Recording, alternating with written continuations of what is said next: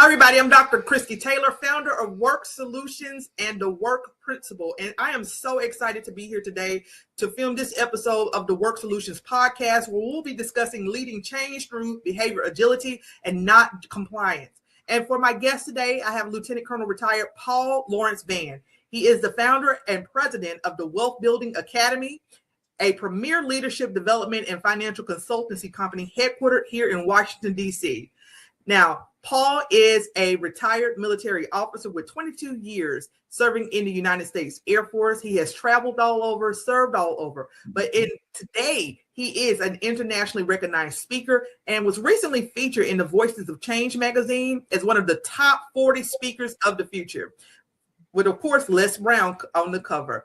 He is a 3-time #1 international best-selling author, and Paul recently co-authored The Prescription for Success, which topped Amazon charts. And I am so proud that to have co-authored that book with Paul, and we've had an opportunity to collaborate before. So when I said, okay, in this season, we are focusing on flexibility, behavior agility, and just the importance of being able to adapt in the workplace. And none other, why not have a conversation with someone who's experienced in this field of leadership development? And so, Paul, welcome to the show today. Is there something I missed in your bio that you want to know? No, but thank you so much for being here. I'm honored to be here with WORxK Solutions Podcast, because you're all about transformation. You're all about uplifting, and I always want to be a part of that. So I'm honored to be here with you. Well, thank you so much. So in the past at WORxK Solutions, one of the things we have really focused on is mindset, but we have decided to take that a lot further. And so if you're watching the podcast, no matter what day or what time, you may be watching it, as it comes out or a month from now. One of the things we really focus on, we have developed this triad where we talk about, behavior and mindset equals outcomes. And we're going to be focusing on helping individuals as well as organizations. So today we're going to talk individuals and organizations. So I'm going to kick this conversation off, Paul, and really looking forward to really engaging with you. So when organizations talk about change, they often focus on policies and processes, right? And here we are in trying to really get people to understand the importance of understanding how to pivot and modify your behavior and your mindset. So from your perspective, what actually determines whether change sticks or fades within an organization? That's a really great question, and thank you so much for it. And I just want to say that when I was working in the Pentagon, I was actually the chief of the policy branch. So it really aligns with what I've done in the past. But what it really takes into account is when we look at compliance, compliance is all about following the rules. It means you don't break them. It means you stay there. But the real, when you look at the real issue at heart, it's really all about going in at that behavior agility. So instead of people following a rule, a policy that's written on a piece of paper, they actually need to model the leader themselves. Mm-hmm. You need to watch the leader, see if they interact, do they communicate. Here's a quick way to find out. If you're working in an organization and the leader with the title's door is closed all the time, that's not a good leader. You have to be out there on the floor, as they say, if you're in a factory, because I've worked in a factory before, or on Capitol Hill, I've worked for a member of Congress. You have to get out and engage with people. And it's not what's written on the paper, but it's modeling the leader themselves. What type of communication skills do they have? Do they have empathy? Do they have self-awareness? And we know that they have to have leadership skills, because if you can't lead yourself, you cannot lead anyone else. And so when it really gets down to how to make this stick, it's all about the behavior is supported, modeled, and reinforced, and not when it's merely mandated. In other words, a leader or an employee who works for them may find themselves in a crisis situation. Do they stick to that policy, or do they break ranks, if you will? And so you want to have it in a position whereby the leader, if he's an influential leader, he's going to develop other leaders within that organization, the men and women in that organization. And as a result, they will model after him. I think that's That's a great segue into this discussion, right? Because we're talking about behavior agility. I have an opportunity. If you've ever had an opportunity to take something like the DISC assessment or Oh yeah. Myers-Briggs, Oh and yeah. you get All those of it. results. And myself, I'm a DISC coach, and I specialize in what's called the DISC Flex. And it's one of the reasons why we talk about behavior agility. But any of us who do this mindset and behavior coaching, we're technically teaching our clients to focus on behavior agility, right? To be able to adapt to circumstances and to change. And to your point, where you're talking about being able to emulate the leader, I'm sure that you've taken plenty of business courses where you learned about the Kotter 8-step approach to change, right? And one of the things that Kotter says in there is that you have to have a champion of change. It's not going to just work to just say, I mean, we come from a military culture, but I can honestly say that even though we have rules and structure within the military and guidelines, we still really focus on developing our people, right? We always say people first, mission always, people first, right? Because we want to make sure that we take care of our folks. And so when you have leaders who come in and they just institute policy and push compliance, but they don't model the behaviors, it can really have an overall impact on the organization culture, morale. And so I want you to comment on that, Paul, but I'm also going to ask that have you to comment on that in the context of this next question, because I would like to hear your perspective on this concept of behavior agility from a leadership standpoint, and why is it more powerful than just compliance-based change leadership? Sure, and that's a really great segue, of course, because when we look at compliance, it tells people what to do. And when the rules are clear, they have to be clear. But when it comes to behavioral agility, this prepares people to lead when the rules don't fit the moment. And we know whether it's in a Fortune 500 corporation, like I work with Mobil Oil, or in the military, you really have to be in that position where you prepare people no matter what the circumstance is and the situation happens to be, because compliance provides a lot of control. And a influential leader, you don't want to be controlling people. You really want them to use their excellence at what they do, their knowledge, their skills, their abilities, the KSAs that are out there. And so it's more an aspect of how do you get people to do their best work and do it authentically, as opposed to seeing a piece of paper, because a piece of paper with policies and procedures on it can't lead anyone. Only another person, and a person perhaps with a title, can lead people. And so you want to make sure that that particular communication line is open as it applies to looking at the agility aspect of it. And of course, we know in today's workplace and workforce, it's dynamic, more dynamic than I've ever seen. It is really out there.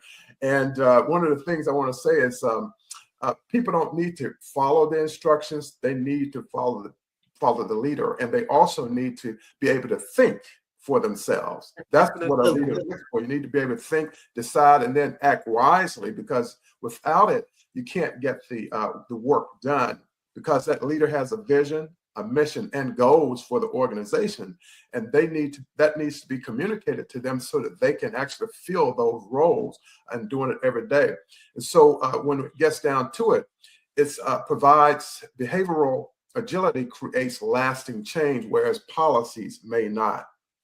And that's I really like that, because we do this from both an organizational, and you can say this a million ways. I mean, for my organization, I chose to say behavior agility. You can say behavioral diversity, behavior modification, because what we when I'm working with individual clients and we're talking about, have you ever had that person that you've known that knows someone who, well, I'm this way. Like I do these personality tests, like the 4 lenses, the DISC, and it's like, I'm this way, right? And I'm not going to change.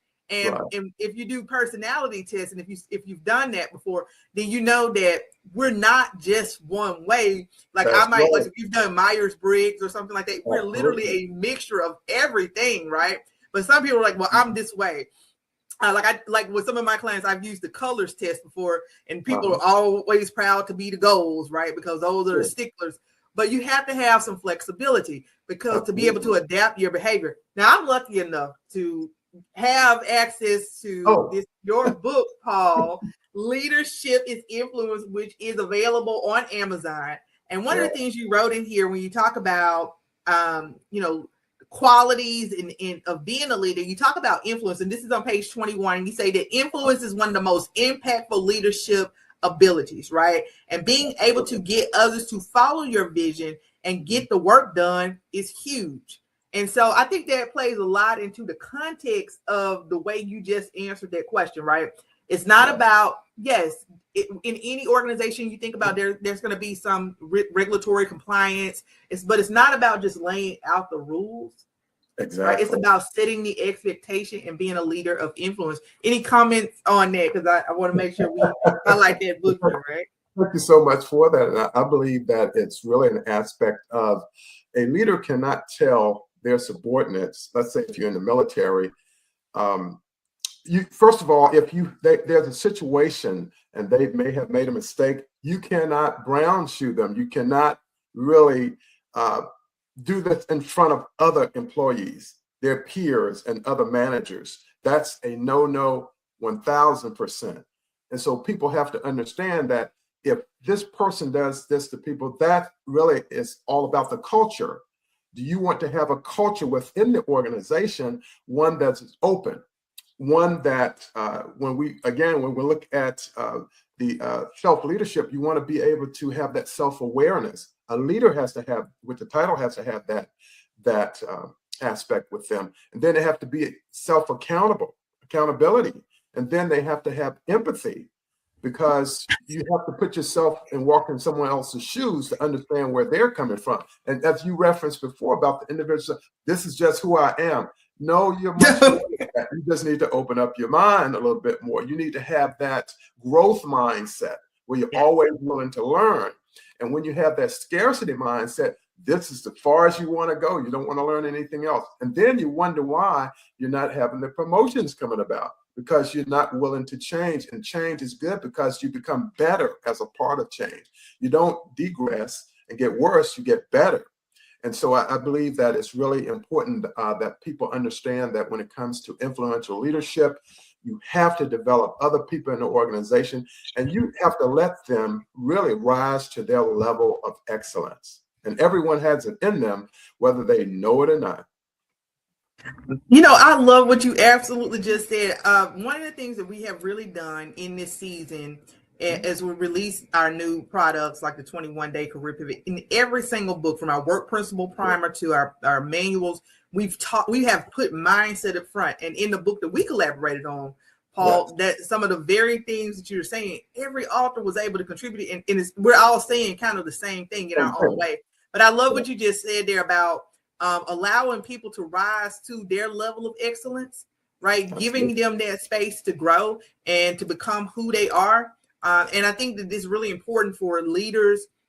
First of all, it can be two ways, right? You don't have to have a specific title to be, so you can be a leader by appointment or just a natural leader, right? Right. And, you know, you've answered some of the questions that I have, but I still want to come back and touch base on, leaders rolling out change and continue to build on the context of that conversation. And I just want to know, a couple of things from your perspective. You've already kind of highlighted the importance of leaders really emulating this change that they want to see. It's not just going to be a case of do what I say. What's that saying that parents say growing up? Do as I say and not what I do. That's right. I feel like that's the quickest way to lose credibility as a leader in an organization, right? So I want you to just share an example of a time when a leader's behavior either accelerated or stalled change. And from your perspective, what are some of the common mistakes that leaders make when they're rolling out change? Well, number one, they're thinking that the policy or the compliance is really going to change people, but it's not. Most people are going to be resistant to change because that's just how it is sometimes. We've always done it this way.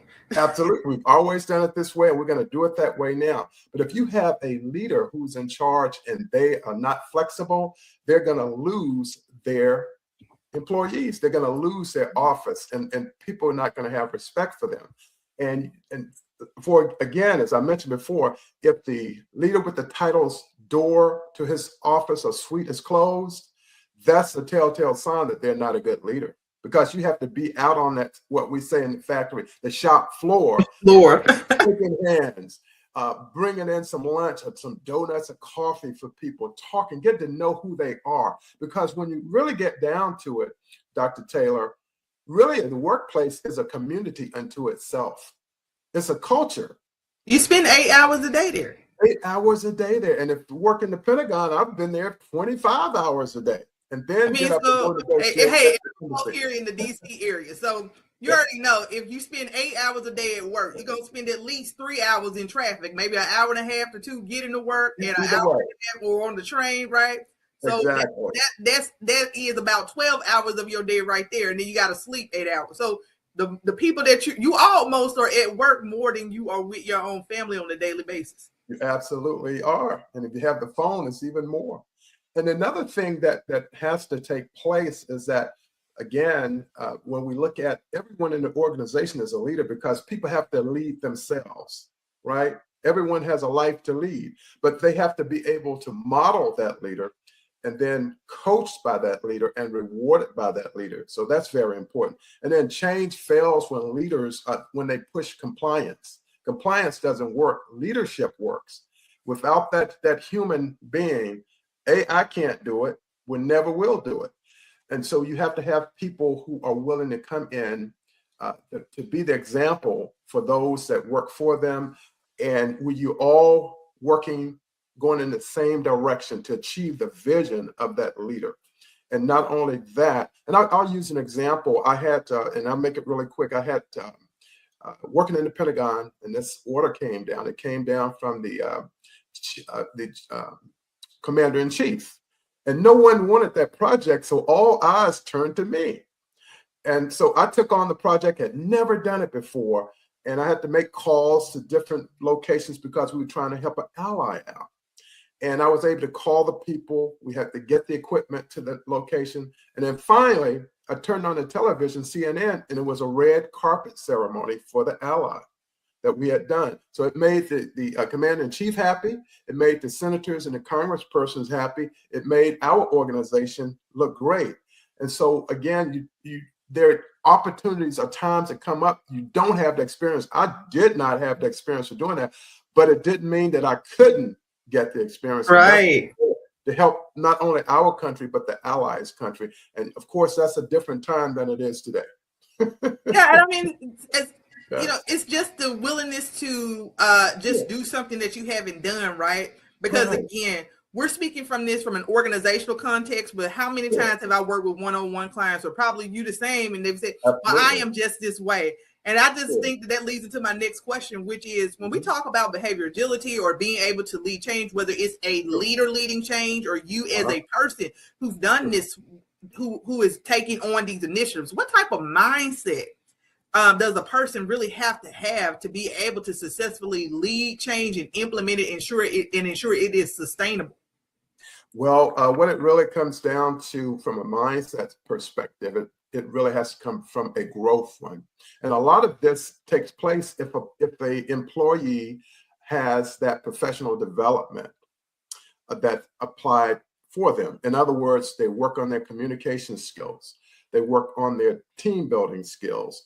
They lead projects that is going to make a difference, not just small projects, because those are called tasks, but you want to be able to put the employees in a position where they can actually go out with a project, pull a team together and get everything worked out. And that's part of what I did when I did some foreign military sales. And you pull the team together, or acquisition management, you pull the team together, you have about 12 contractors, and you have to decide which of these contractors are we going to select for this program, this system program that we have. And you bring not only the civilians, the federal employees, but also defense contractors as well. And you make your choice for multi-billion-dollar projects, and you're able to see it come through. But the mindset that goes with that, it has to all be about the team. It can't be about I. There's no I in team, as the quote goes. And so we need to put it in that position organizationally where the organization can win, and the organization can win because the team can do more than an individual can. And our jobs, as you know, whether it's corporate or military, is to make our leader look good. Exactly. You know, we talk a lot about mentorship and sponsorship, and people don't realize, like when I'm training young people, I always say, man, you know, everything that you do is part of your career brand, right? Absolutely. And so you want people to be willing to bet on you, because when people are sponsoring you, quote unquote, saying your name in that room that you're not present, and they're advocating for you, they're tying their reputation to yours. So even if you're not in love with the boss that you work for, right, you still need to show up and do a good job and be professional, because you never know when that person can become a point of reference. And we have to remember that we are at work to work, you know, and yes, we're going to be cordial. And so, but you don't have to be best friends with your boss. You just want to have a cordial relationship, a great working relationship, to the point where if you find yourself needing something in the future, or maybe if that he or she moves up, they'll take you with them, right? Because you're still trying to build your career. One more question, and then I want to give you the floor to share what you have coming up, because you have some great things, right? So my last question to you kicked this off talking about you know, that leaders need to be able to model the behavior that they're trying to implement in terms of the change, right? It's not just to do as I say, not as I do. So I just want to give you an opportunity to say, when it comes to leading change, what are some practical shifts that leaders, or practical tips that you want to provide leaders with to ensure that they are being adaptable and open in modeling these behaviors for their team to ensure that the change is sustainable? Sure, Dr. Taylor, and that's a great question. And what you want to start to look at is, it starts with how you respond when plans change or results fall short. Being adaptive, leaders pause, they reassess and explain their thinking. And they do it out loud so people see how decisions evolve, not just the final call. And so if you have a employee or supervisor and they make a mistake, that's a good thing, because it's learning that's taking place. And it encompasses not berating the individual that may have made a mistake, but just ask them, what did you learn from this and how can we make it better? And so that's a part of being adaptable as well.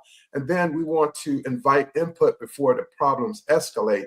In other words, we may be working on a project and we see that it could be a problem, could be not having enough staff. The budget is not large enough to do what needs to be done. And we may not have the proper allies to help us, or associates to help us. And so you want to be able to have this aspect of having openness as well, and really encourage the openness so that people won't be afraid of making mistakes.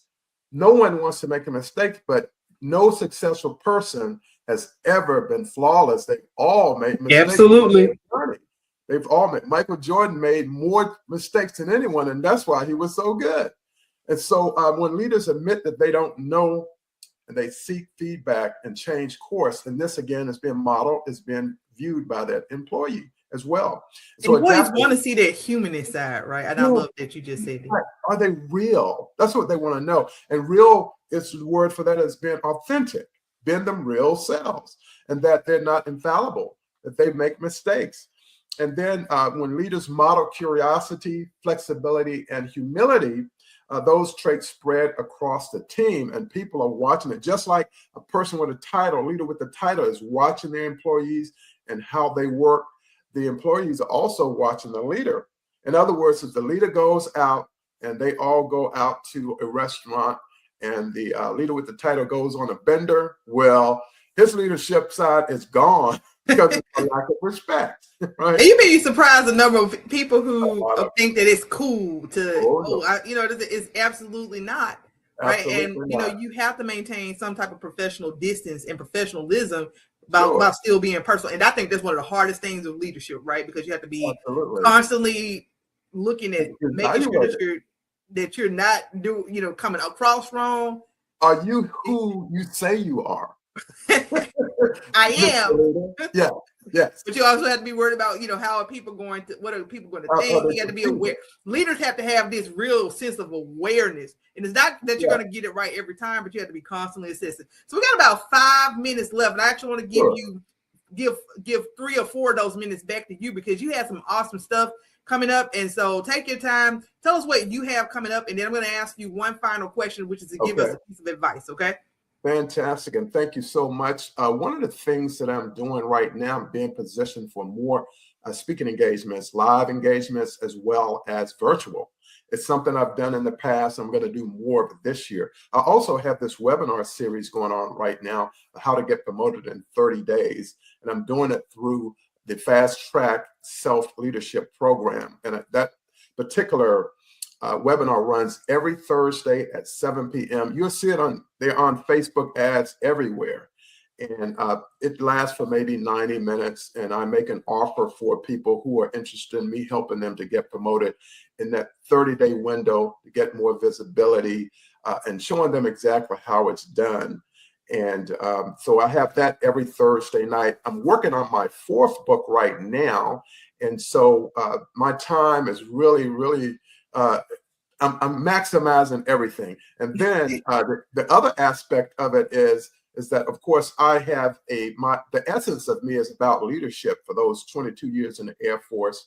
But my specialty is financial management. So right now I'm going through a stock investing course that I just graduated from. So I'll be able to teach others how to do that as well, which I think is really great. We need more revenue to offset inflation, right? We need to offset that inflation, grocery store. And now with Medicare being what it is, people with healthcare, finding ways to generate more revenue. And so that's what's taking place right now. And I'm going to be on many podcasts coming up, and I'll also be doing some television work as well. Oh, I am so excited for you. I just think, we met a year or so ago. We were just kind of really kicking off some of the things for WORxK Solution. It really has been a pleasure to get to know you. So I'm going to ask you for one piece of advice. Sure. And what is the final piece of advice that we are always saying we are here to write the prescription for career success. And actually, before I say that, I do want to say a couple things that we have coming up with WORxK Solutions, because you got to plug yourself, right? So one of the things that we're committed to with this behavior agility, and you'll see it being discussed throughout the podcast and throughout the year. If you haven't signed up for our email list, check that out. And Paul, you have an email list too. So make sure you visit Paul's site, right? And you sign up for his email list. We're going to be doing the 21-day career pivot challenge. And that is coming up in February. And you'll also start to see my face more on social media, because I am not a big social media person, but I'm going to be popping on starting next week and kind of sharing some things with you. And so we plan to reset almost every month with a 21-day career pivot challenge. And this is about branding yourself and your career from end to end. The manual will be on sale on Amazon. I have two of Paul's current books.